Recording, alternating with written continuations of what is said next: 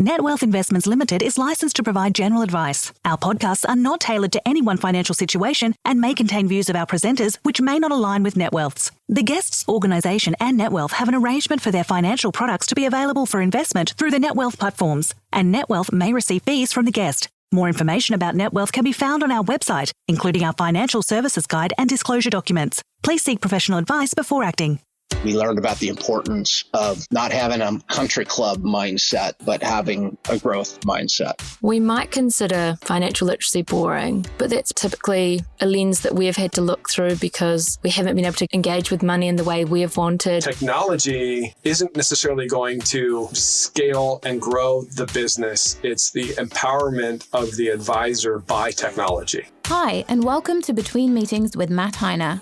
In this podcast series, NetWealth's CEO and Managing Director chats to industry leaders and innovators with local and global expertise. They discuss the latest technologies, business models, and demographic changes, as well as leadership lessons and trends that are impacting financial services. We hope you enjoy their unique insights.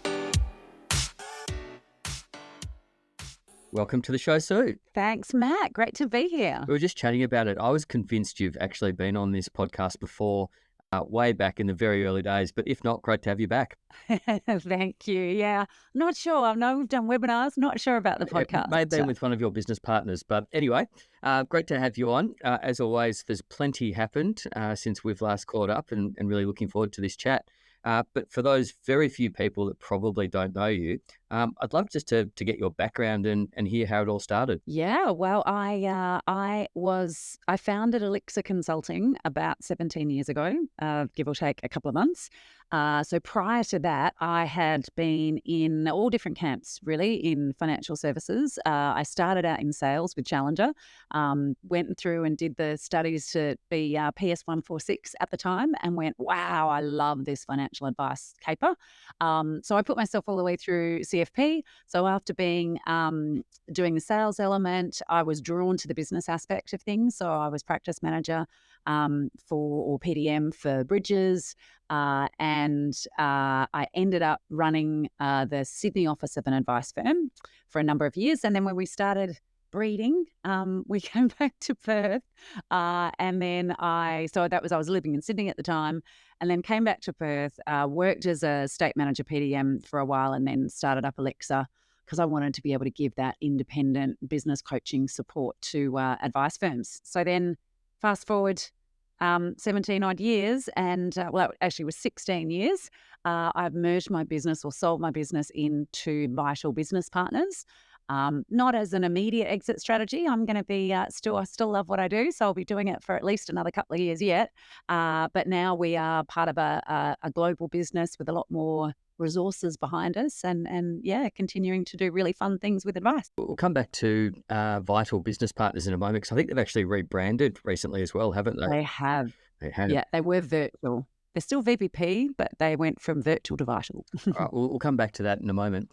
If you think about your career, you've fitted a lot in, and definitely a lot's changed in that time. What were some of your fondest memories of the industry, and what do you sort of remember, even from a leadership perspective, some of those so great moments in your career? I think one of the biggest things that impacted me and a lot of the firms that I worked with when I first started Elixir, a large motivator was because at the time the commissions were illegal. No one had even sort of mentioned that actually we think we might start sort of poking around here. I had just been working with so many firms that the commission system really didn't work for them from a business perspective.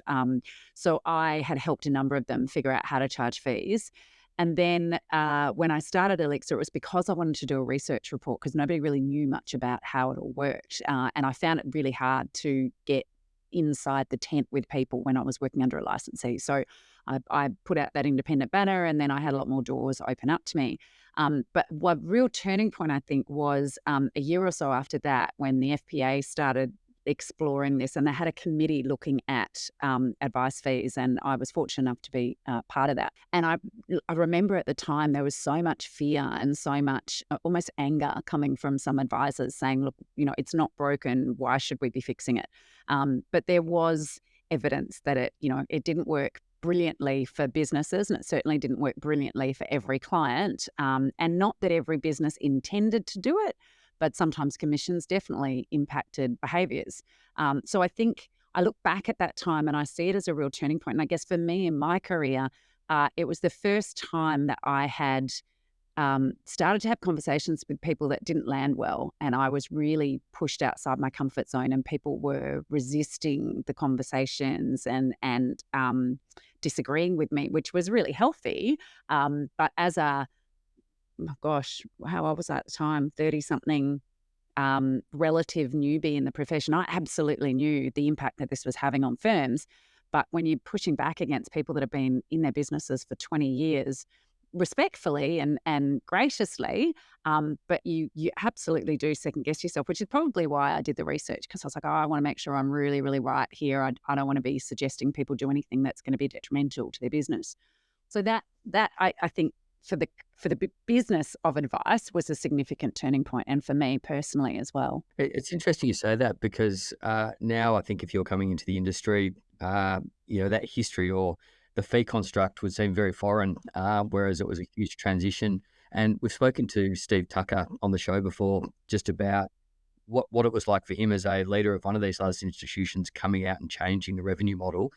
What was it at the time that you saw that sort of led to you being so passionate about it? And you're saying that, it wasn't working for practices, but that would have been a very unique view at the time. Yeah, it was. Well, because I came in and I could see under the hood, because whenever I'm working with a firm, we go in and analyze them and say, well, what's working, what's not, or where are the trouble points? And when you're going through market downturns, if people are on 1%, if it's whether it's commission or a 1% fee, you are really at the mercy of the markets for something that's outside of your control. So that made it particularly difficult, particularly for firms that didn't yet have scale.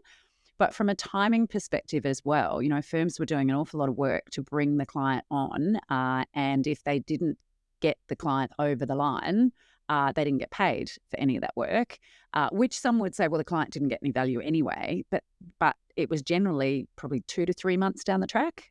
So again, if you're, cash is king in a business, if they're not at scale yet, that's really difficult to grow. And it's sometimes rewarded the wrong behaviours. When you've got a firm that's got a number of different staff members and they're working with clients, the right thing for the client is to implement as it's the right timing for the client, not to implement when the business needs the money. So, when you're in a fee model, and again, most people nowadays, if they're new, they'd be going, that's not an issue. People pay a fee. They pay a fee when it's due and at the right part in the advice process, and that can keep the wheels turning for the firms. What we also saw, or what I also saw, is it did keep people really connected to this identity of being an investment manager. And the reality was, I'd go into firms and go, you guys are brilliant at strategy and you're so good with your clients and you're so caring and you really help them through difficult times and you help them articulate what they want out of life and what money is going to enable for them. But really, you're seeing this many clients, you are not on top of the market all day, every day. For many people of their own vocalization saying, oh, I don't really love the markets, but it's a necessary evil. So, well, why hitch your entire value proposition on a percentage-based fee or a commission off a product for you to then manage that product when actually the value that you're bringing to the table sits well outside that product and of all those other decisions and support that you're providing to the client, that the two really aren't aligned. So you were basically telling advisors at the time to move away from commissions and to give up their value proposition. How did those first couple of years look when you set up your own business? Yeah, pretty tough. Yeah. Oh, look, I was actually really fortunate because I had been coaching a number of firms at working as a PDM. And for various reasons at the time, that there was no way I was going to keep working for that firm. So I managed to do a deal with him. And I said, look, if you let me go, if you let me take the IP that I've developed, I don't want to take anything from anybody else, but the things that I've developed while I was working here, I'll continue to work with those clients at a discounted fee. So it was a win-win for everybody. So at least was able to support myself from the get-go. But also, gosh, we talk about it now. It sounds like I was this real controversy. It wasn't. I worked with people to help them achieve the right outcomes for their business. And if that meant that moving on from commissions was the right thing for them and they chose to do it, I supported them to do it. So, I still had some clients at the time going, nah, that's a bridge too far. We're not going to change that model. But there were other things that we could work on in the business to help improve as far as they could until they, kind of got dragged along by the industry or it wasn't industry at the time, less a profession, kicking and screaming. So, yeah. So the message was obviously landing and you were successful in those very early days. When you decide to move from just having you as a consultant and start to add more people into the business, was that challenging given sort of what you were trying to build and the personal nature of the business? Yeah, it was. I'd always started with the view of saying, it wasn't Sue Viskovic Consulting. It was always Elixir, and it was always we, even when we was just me at the time. So I had already built it with the view that I didn't want to buy myself a job. But it always is challenging, and anybody that's grown a business that's listening to this will probably be nodding. When you're successful and you're really, really busy, to then bring team members on and then impart your knowledge and build out your processes and get some rigor around how you deliver those services so you've got consistency. Yeah, that's pretty challenging. And at the time, trying to find people, in fact, it hasn't really changed, trying to find people that have got really, really deep expertise, that have had the privilege to be able to spend as much time and effort on providing independent consulting support, because a lot of PDMs, they do help advisors to run a better business, but they also have compliance obligations and they also have sort of relationship management and supervision and monitoring and so forth. So to actually really get deep into the different strategies and the execution of those, it's rare for people. So yeah, part of it was a struggle to find people that could do the work, and then also I didn't want to replicate myself. Gosh, I hope my ego wasn't that big at the time. But I did want to be able to get this collective wisdom and build out, processes and ways of helping people that would be consistent, and at the same time not be prescriptive. Because I'd been around long enough to know, you can come up with the same problem in 3 different businesses, but the way they want to tackle it and the best solution for them is going to be different. So there's no real cookie cutter blueprint. You must do X, Y, and Z. There's ways to get to the outcome that are consistent, but the outcomes themselves and how advisors tackle them, they're going to change every time. So that involved quite a lot of trust, and some process. So with the benefit of your experience and also with your consulting hat on, what advice would you give to someone that is thinking about taking the leap and setting up their own business? Plan well, be well capitalized, make sure you know what it is to run a business, because being a good advisor doesn't necessarily mean that you're a good business owner. There are 2 different things. The beauty of that is there's so much information available at the moment. Well, there has been for quite some time, but there's no shortage of people happy to support you and give you ideas and give you their background and their experience. But that in and of itself can actually be a hindrance as well, because too much information can then make you stall, because you go into analysis paralysis. So I think just be really, really clear on what it is that you're trying to achieve, understand all of the machinations of a business, as in your pricing, your business strategy, your operations, what kind of resource network you're going to put around yourself, and plan out how you are going to get to scale as quickly as possible. Because without that planning, you will end up just getting to be a really, really busy advisor who's got a massive risk in your business, because if something happens to you and you're the only advisor and you can't see clients for a little while, you're going to be in trouble. So do it. I'm not telling people to shy away, but do it with a business head, not an advisor head. You just mentioned scale, and scale's a wonderful thing when it's managed properly. Why is scale so important in this industry at the moment? Oh, well, I think the combination of factors of the legislative regime that we're working within, and the increasing costs of doing business. I mean, it's very difficult. a lot of the work that we do is with firms that have got sort of 3 or more advisors. So they're getting to that point of having a good, decent sized team around them. So we're talking about having the right people doing the right roles. But when you're an advisor, if it's only you or you and one other person, you're doing, $50 an hour things when you should be earning the $400 an hour. And it's very difficult to get out of that rut.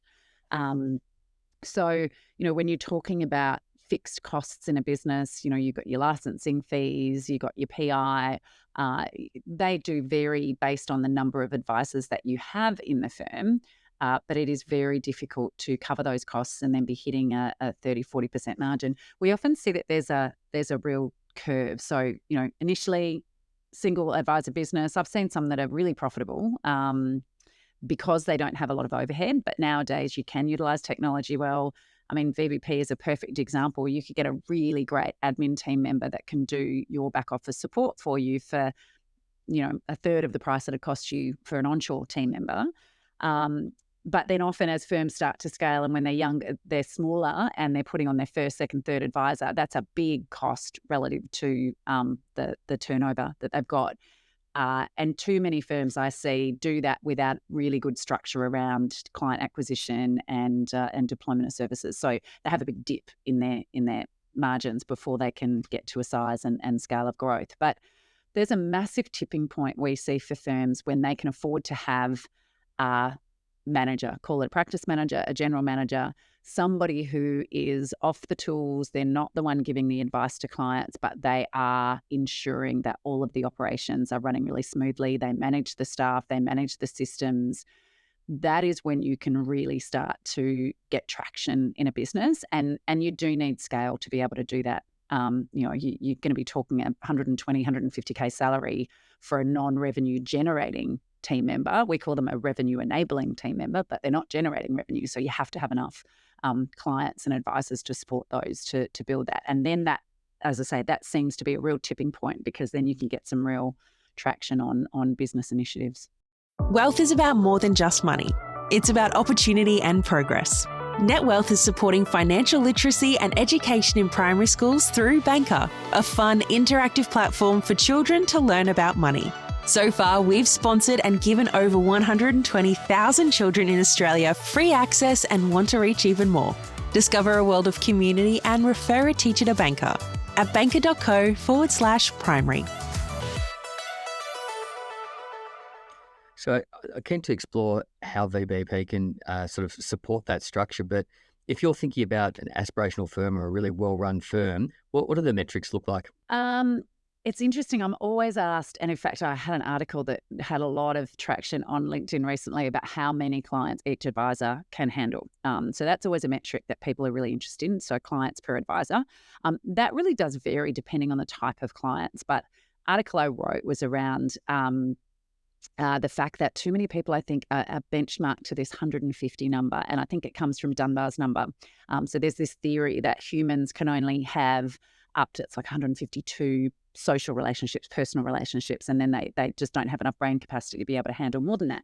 And so advisors have kind of stuck to that as being, well, that's as many as anybody can handle. But I say, well, Dunbar didn't have a CRM or file notes or a team to support those relationships.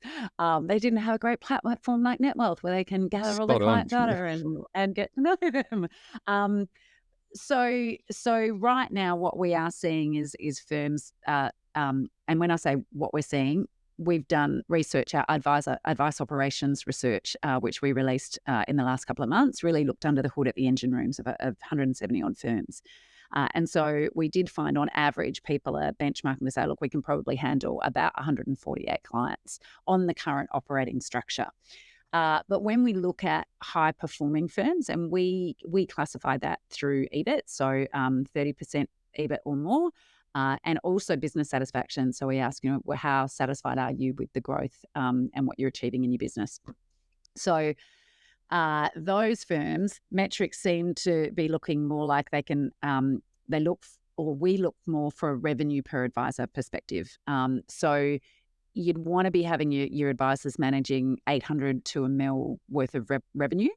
And to do that, you would be looking, again, I hate averages though, Matt. So it does vary with how the business is structured, but you'd be looking at round about 2 support staff per advisor.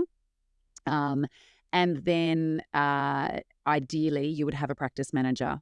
You would have good technology. You would have a robust and efficient pricing methodology that is effective through all businesses.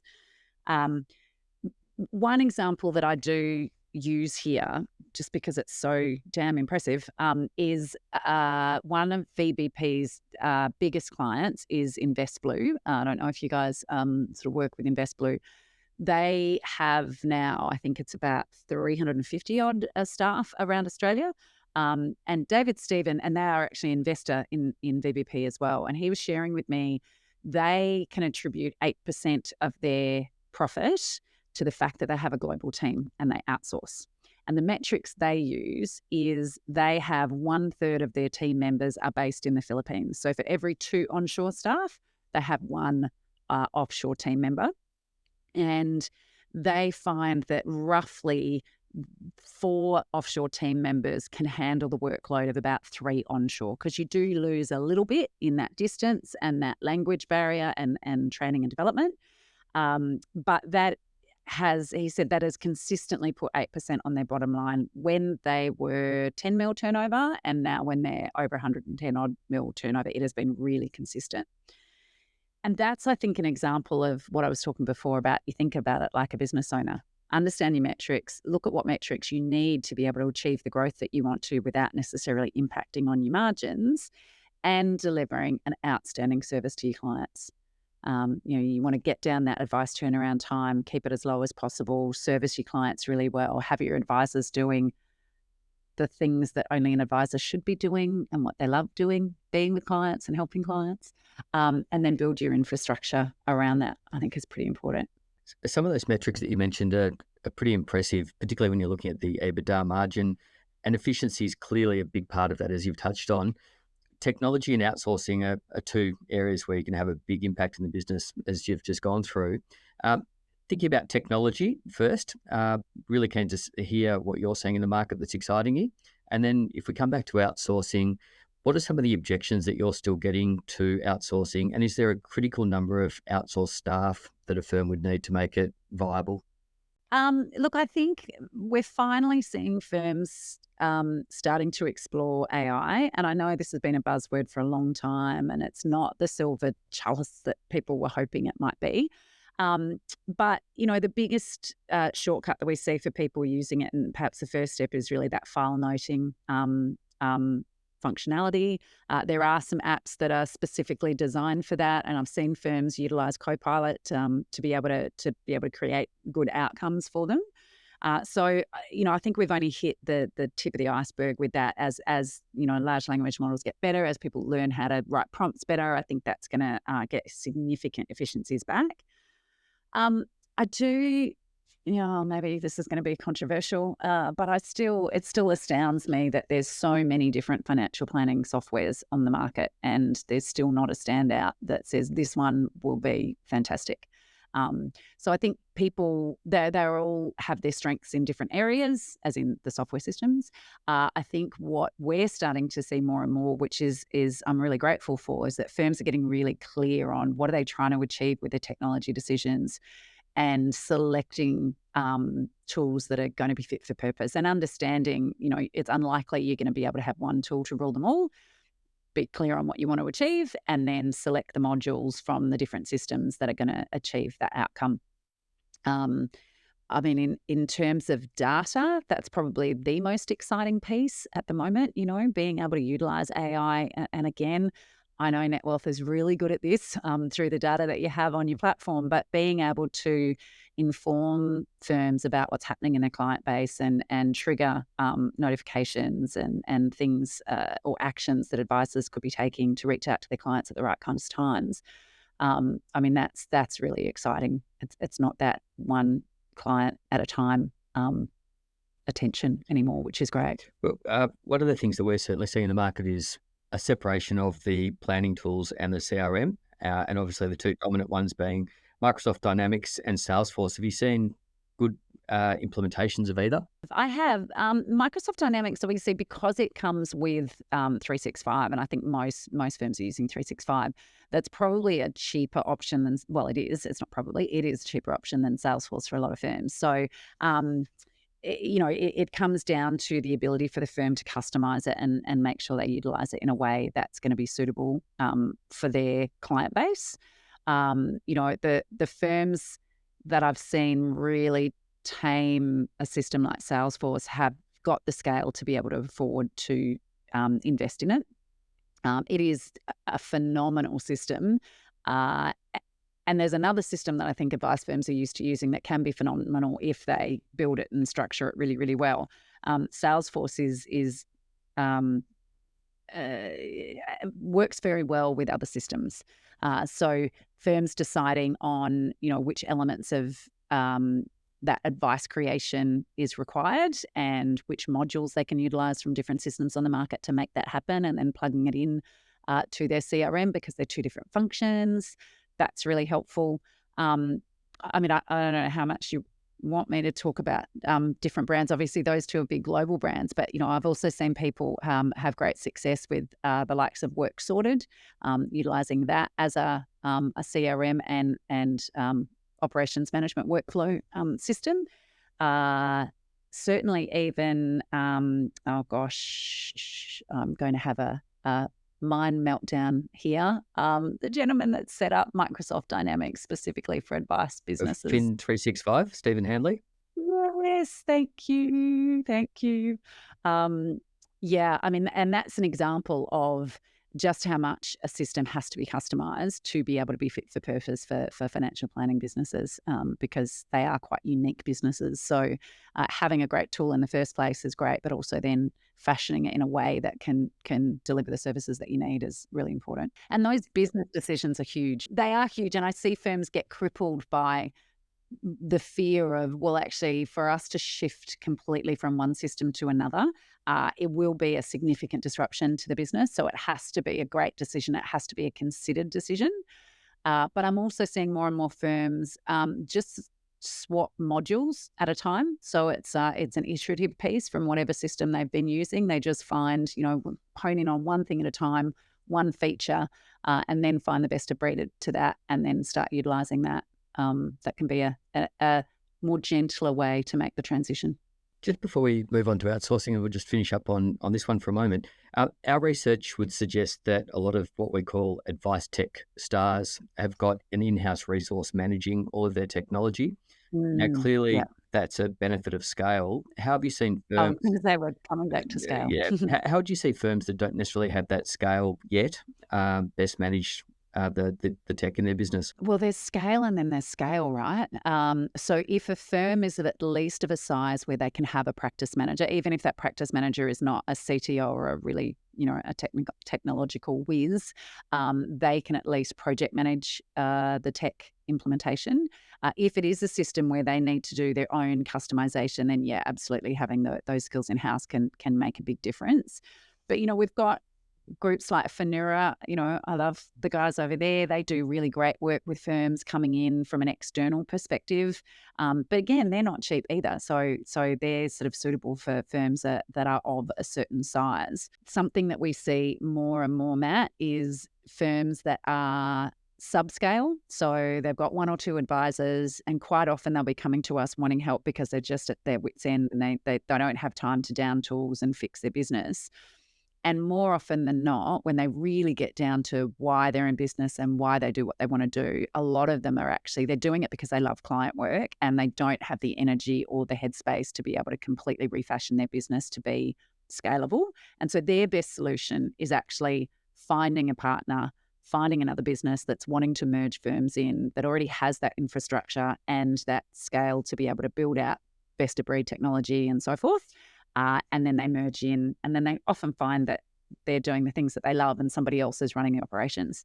I think it is difficult for a smaller firm, if they're not tech savvy, to try to figure out how to get those benefits of technology. I'm conscious that we only have a little bit of time left, but just to look back to the outsourcing discussion, When does outsourcing make sense for a firm, and what are some of the objections that you're still seeing in the marketplace? I think, and well, look, there's lots of different types of outsourcing too, right? So most advisors are quite familiar with outsourcing SOAs, with power planning. They might do them and pay per SOA, and people have their views around whether they prefer on or offshore to do that.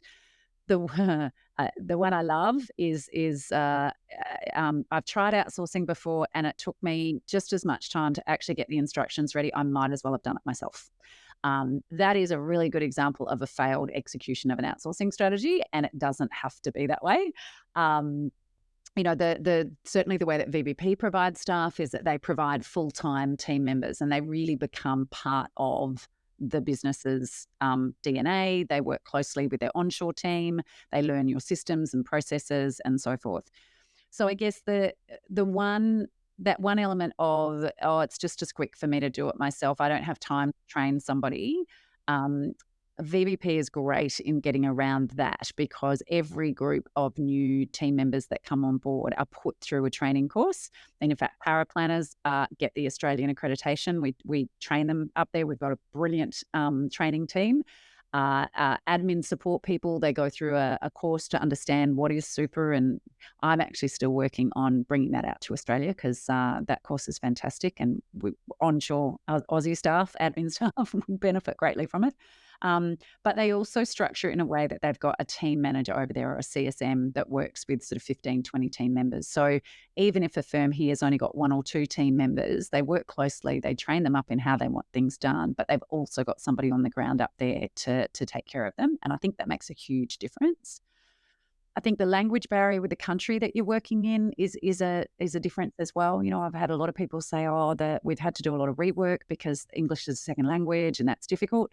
I think we're quite fortunate that with the Philippines, most people learn English at school. They do their schooling in English. So, some of their diction and elocution is better than a lot of Australians. And they are really willing and able to learn.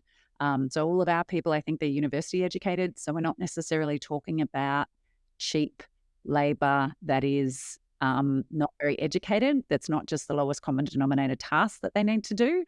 I think quite often people are surprised by the level of skill that their people can develop.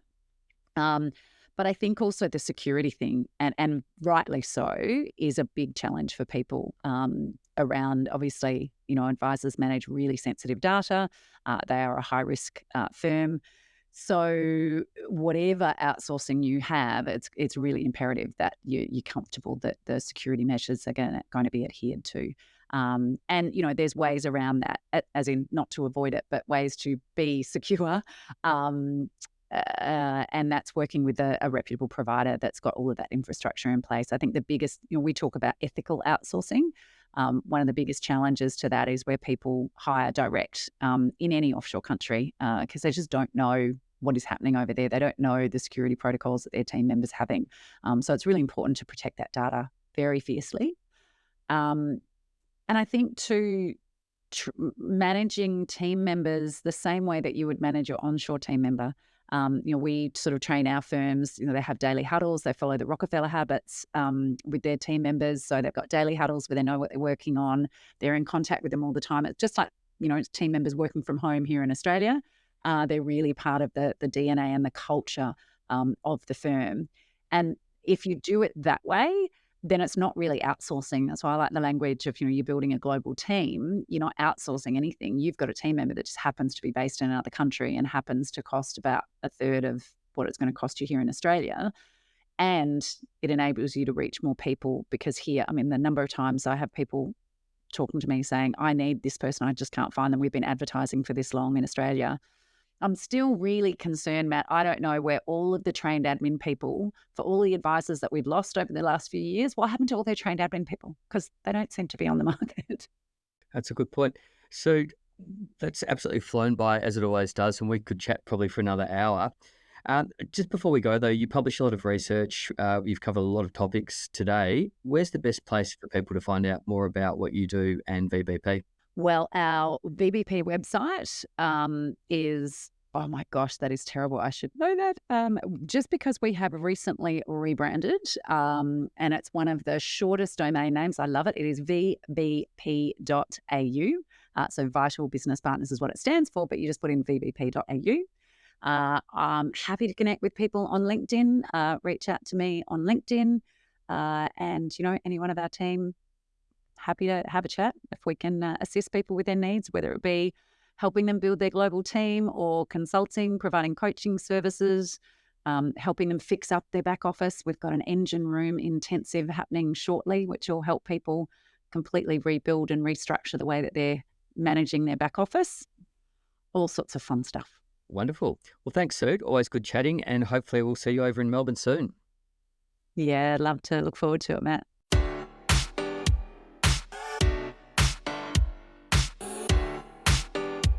Thanks for listening to this episode of Between Meetings. For more episodes and to subscribe to our series, visit the NetWealth website, iTunes, Spotify, or your favourite listening service. And if you want to contact me or engage or discuss any of the topics raised, please find me on LinkedIn or Twitter or send me a private message. We hope you can tune into the next episode.